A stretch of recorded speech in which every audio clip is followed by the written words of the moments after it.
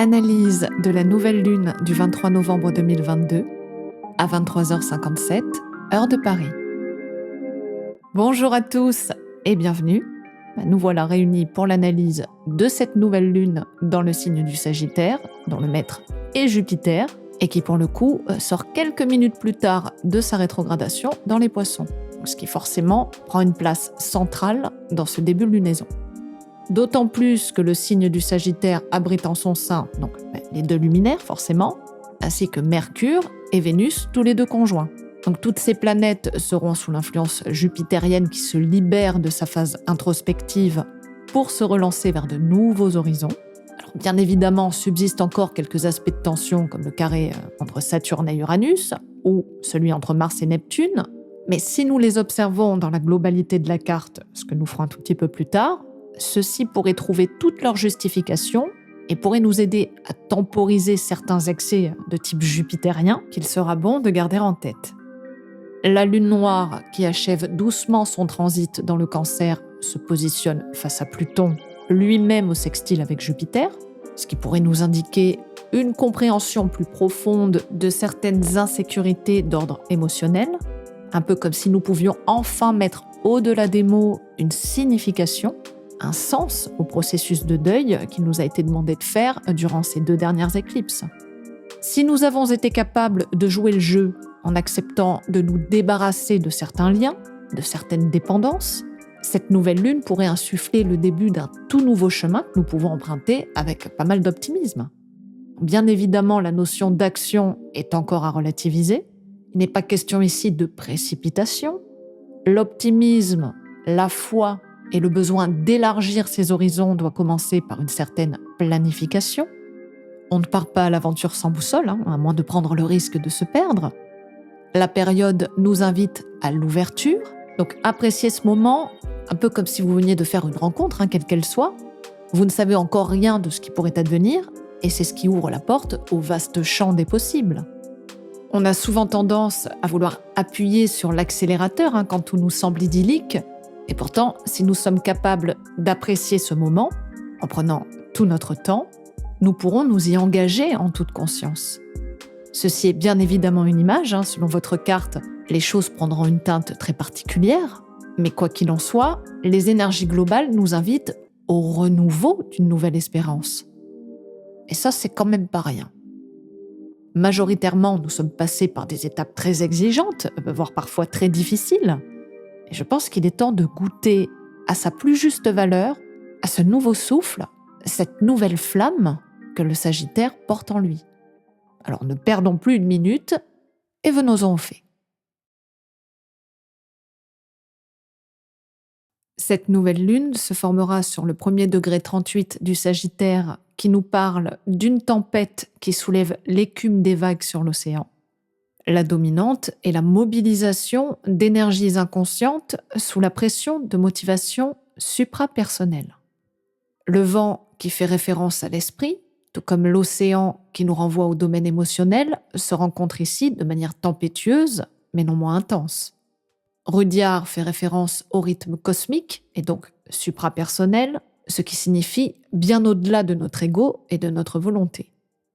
Quelque chose de plus grand que nous pousse de façon irrésistible à prendre de la hauteur, et avec le Sagittaire, nous pourrions parler d'expansion, d'ouverture à une vision plus globale des choses. L'élévation par un rythme intense nous plonge, c'est le cas de le dire, dans notre océan intérieur, comme pour nous aider à y extraire son essence. Un tel paysage peut nous impressionner par sa puissance, tout comme il peut nous fasciner par son exubérante beauté. Qu'est-ce qui peut nous effrayer à contempler une telle tempête ? N'y projetterions-nous pas l'appréhension d'une force qui, bien malgré nous dirige ? Une mer d'huile peut nous laisser croire à une certaine paix de surface, mais quand tout à coup l'esprit se lève et fait s'emballer nos courants intérieurs, n'y aurait-il pas à ce moment-là comme une nécessité d'y reconnaître la manifestation du sens ? Paul Valéry a écrit « Les événements sont l'écume des choses, mais c'est la mer qui m'intéresse », ce qui n'est pas étonnant pour un poète.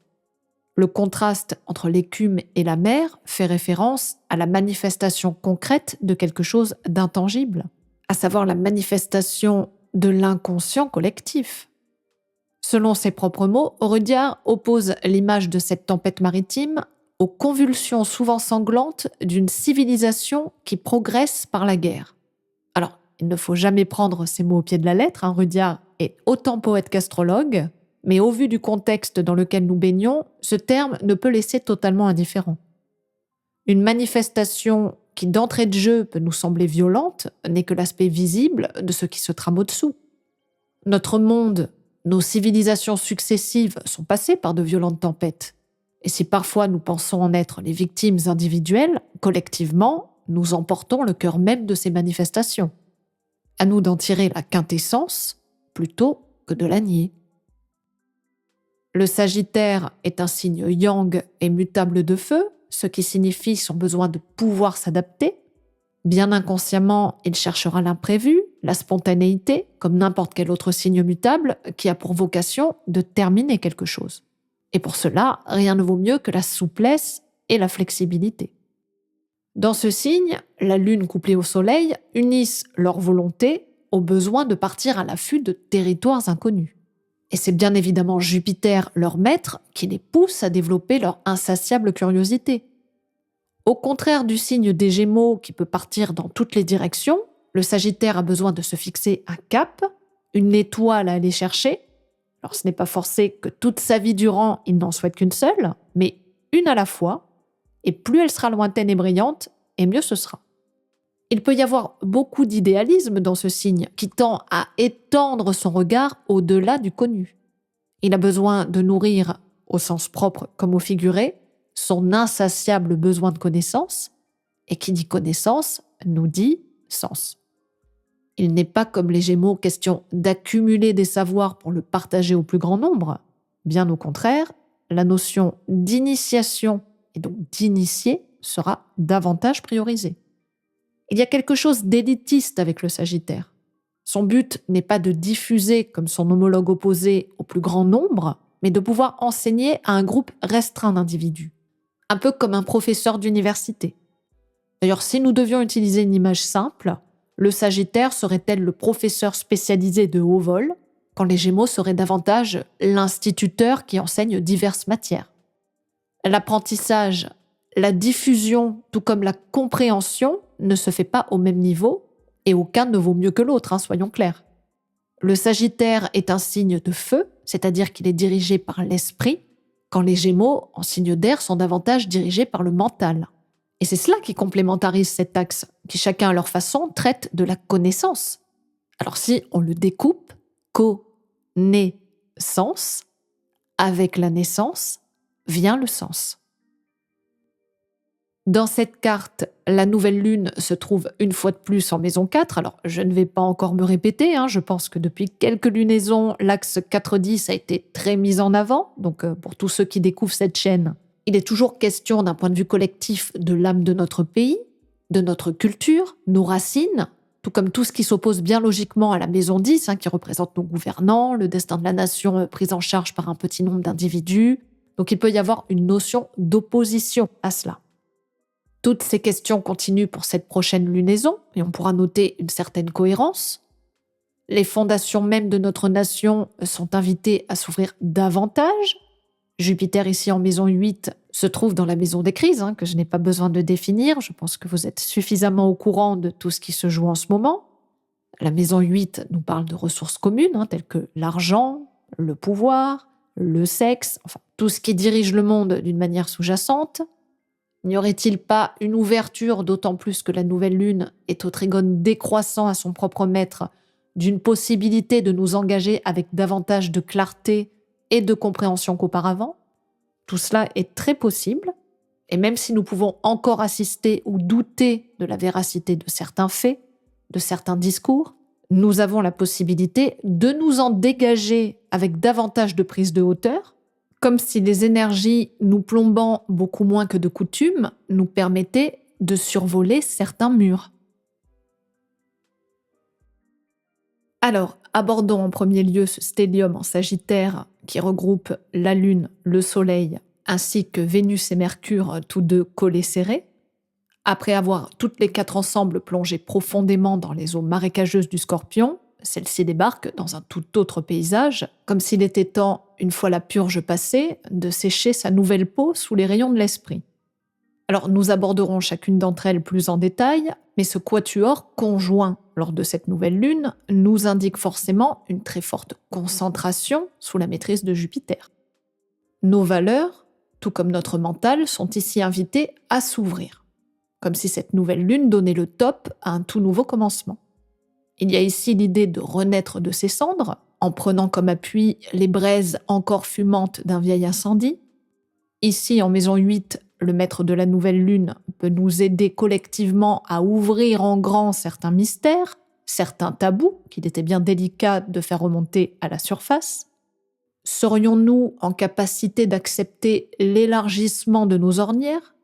Vous savez que tout le monde ne souhaite pas toujours aller y voir, car il est toujours plus confortable de rester à la surface des choses, car avant de plonger vers la lumière, nous devons d'abord traverser certaines ombres, et rien que pour ça, le découragement est possible, tout comme la peur de prendre toute sa responsabilité en conscience.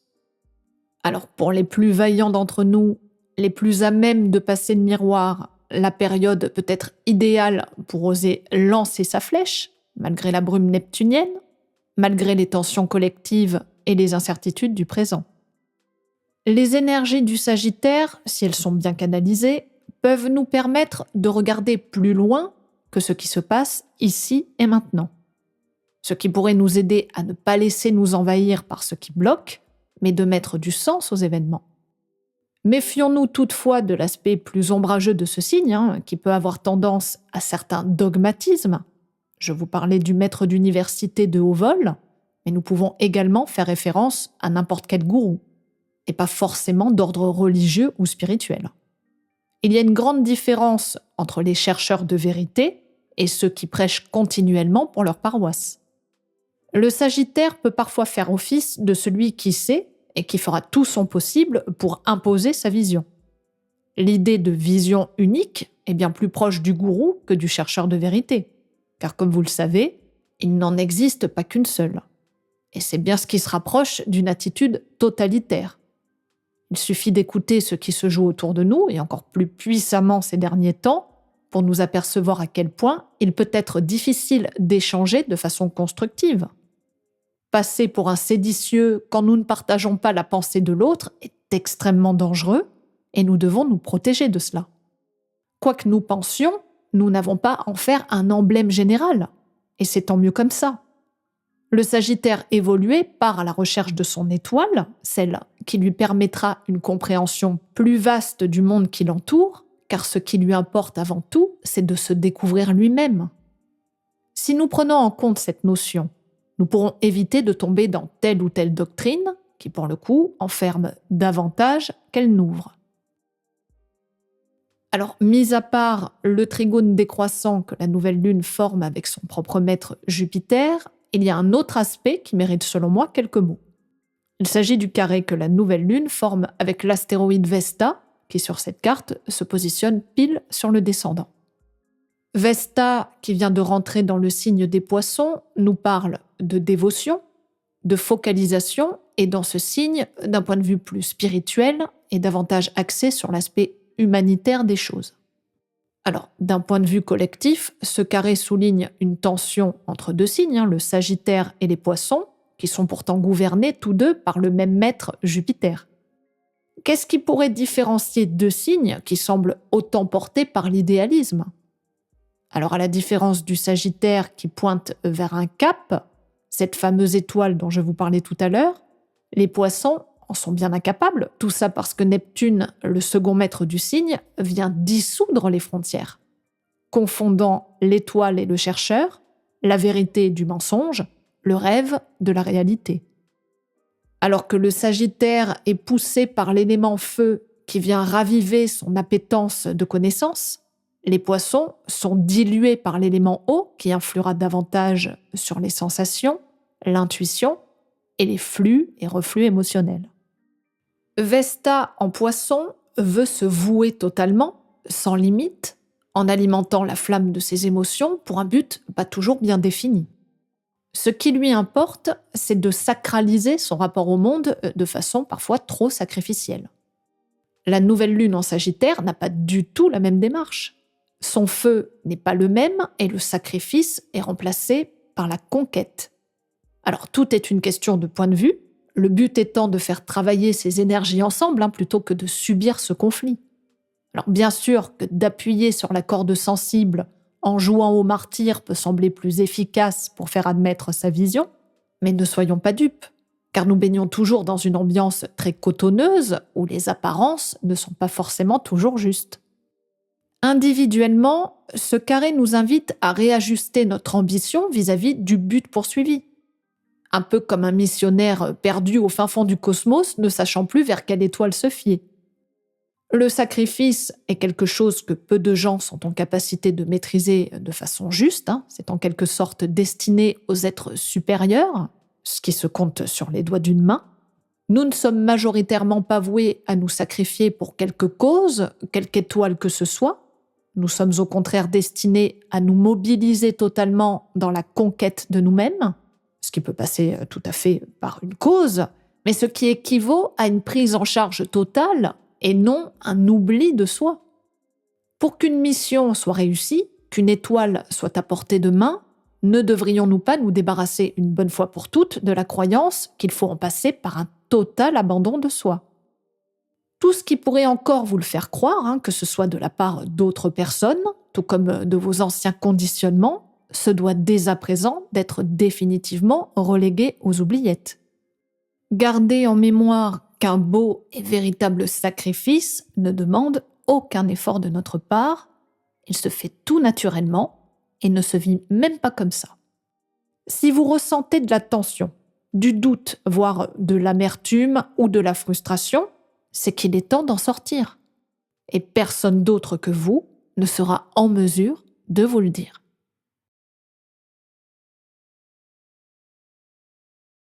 Alors, juste quelques mots sur le couple Mercure-Vénus qui joue à frotti-frotta entre le 9e degré 40 et 10 degrés 15 du Sagittaire et qui se retrouvent tous les deux au trigone décroissant à l'astéroïde Chiron en Bélier. Alors, nous en avons déjà parlé à plusieurs reprises, notamment lors de la pleine lune du 9 octobre dernier, lorsque Vénus en Balance était à l'opposition de Chiron. À ce moment-là, nous étions à l'apogée du cycle. Mercure a suivi quelques jours plus tard, mais depuis, l'eau a coulé sous les ponts. Alors, tentez de vous remémorer si durant cette période, vous n'avez pas ressenti un déséquilibre au niveau relationnel. Chiron en Bélier souligne une blessure d'ego, notamment liée à la difficulté d'agir pour soi. Tous ceux ayant un Chiron en Bélier au natal se voient à présent le moment d'adoucir leur plaie, donc c'est un moment très important. Cela pourrait passer par le fait d'y jeter un regard bienveillant.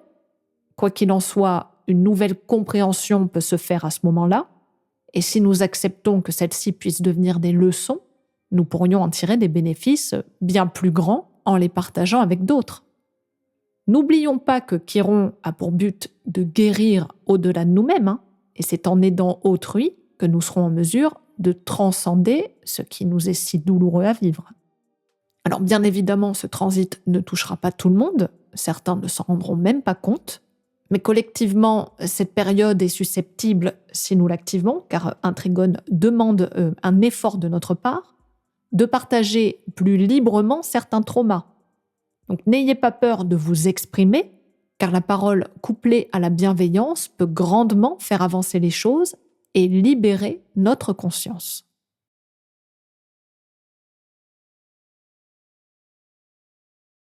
Mars, qui continue sa marche rétrograde dans les Gémeaux, se trouve toujours au carré croissant à Neptune. Alors, je vous en ai déjà parlé de nombreuses fois, mais nous devons toujours nous méfier de cet aspect qui, selon moi, au-delà du carré entre Saturne et Uranus, est d'autant plus fourbe et bien moins facile à intercepter. Comme vous le savez sans doute, cet aspect peut développer énormément de malentendus, de coups bas. Avec cet aspect, on peut louvoyer en eau trouble, et dans les Gémeaux, Mars va attaquer par le verbe. Il suffit de voir ce qui se passe dans les médias pour en prendre pleinement conscience. Neptune infuse comme un sachet de thé un narratif pas toujours très honnête.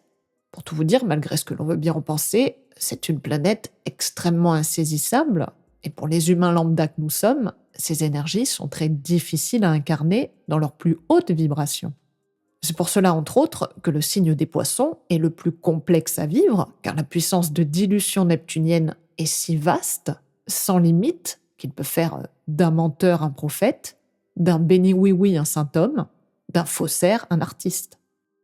Collectivement, nous continuerons à baigner dans ce genre d'atmosphère, cette grande tisane aux vertus pas toujours très claires et qui progressivement vient aromatiser, couche par couche, toutes les strates de la conscience. Donc, n'oubliez jamais que Neptune peut nous entraîner dans les profondeurs sans même nous en rendre compte.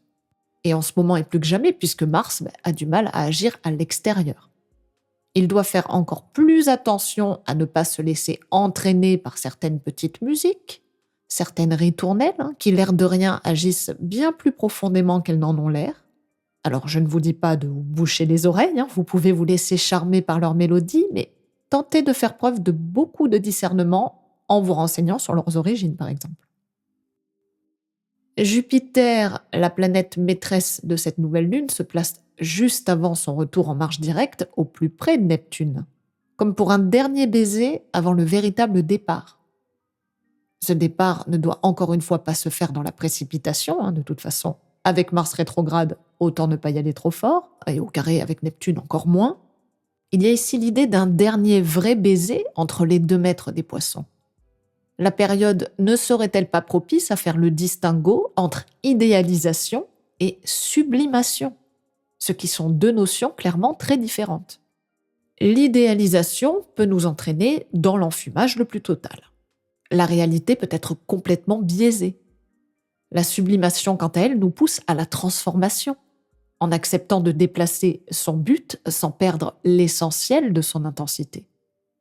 En chimie, c'est le passage de l'état solide à l'état gazeux.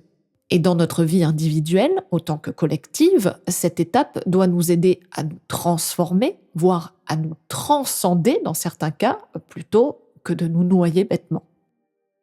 Le trigone croissant à Saturne, qui continue lui aussi d'être opérant, nous aide à garder en tête ce principe de réalité collective.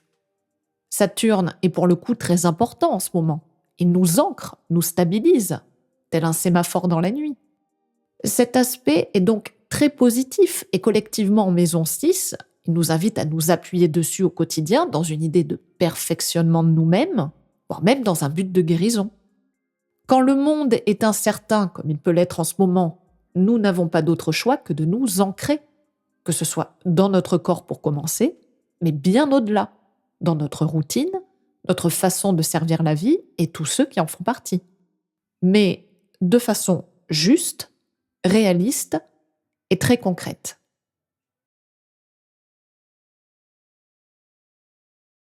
Alors, comme j'ai pu vous le dire en introduction de cette analyse, Pluton fait une opposition à la Lune noire moyenne.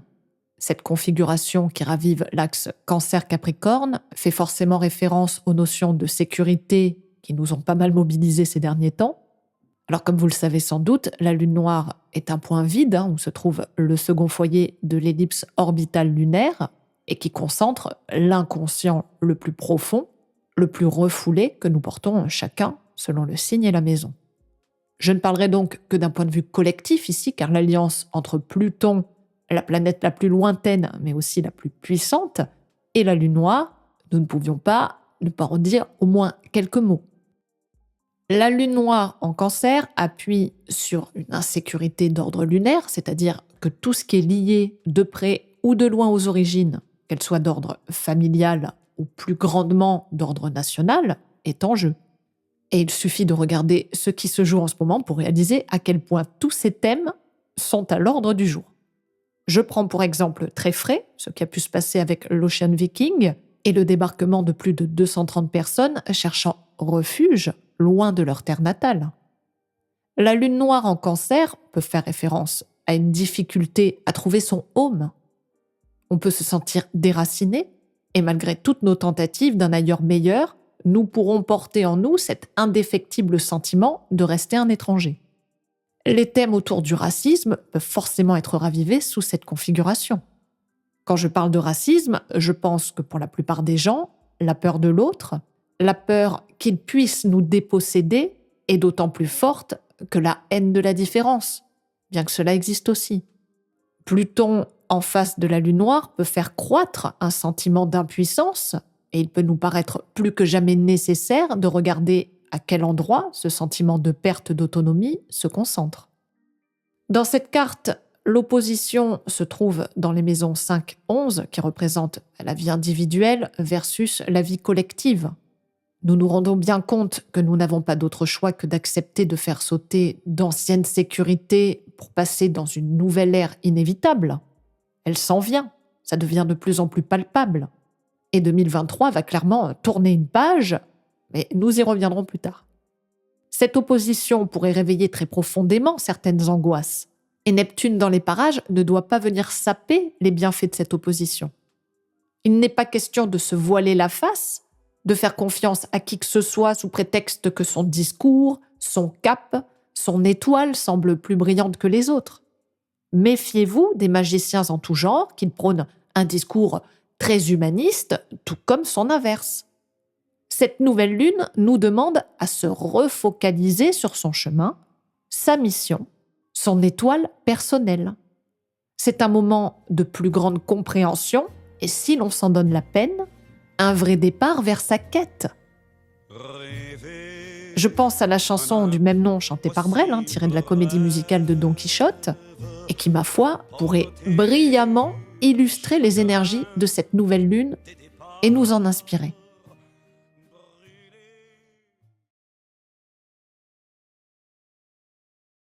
Si l'on additionne tous les chiffres à la date de cette nouvelle lune, nous obtenons le nombre 22, qui est un maître nombre, et pas des moindres, puisqu'il correspond à la lame du mat dans le tarot de Marseille. Ce nombre porte en lui beaucoup d'idéalisme, mais à la différence du 11, celui-ci a la capacité de mettre en œuvre ses visions, puisque si nous le réduisons, nous obtenons le chiffre 4. Alors, une fois de plus, nous sommes pile poil dans les énergies de cette nouvelle lune en Sagittaire qui, combinée aux forces stabilisatrices et concrètes de Saturne, à la vision d'avant-garde d'Uranus, l'inspiration de Neptune et de Jupiter, tout comme la puissance transformatrice de Pluton, nous pourrions en tout cas tout avoir dans notre besace. Le 22 se réfère à l'idée du grand architecte, de celui qui ose bâtir quelque chose de grand. Et comme vous vous en doutez, pour construire quelque chose qui tient la route et qui envoie du lourd, pour cela, il faut que les fondations soient solides et ne reposent pas sur des sables mouvants.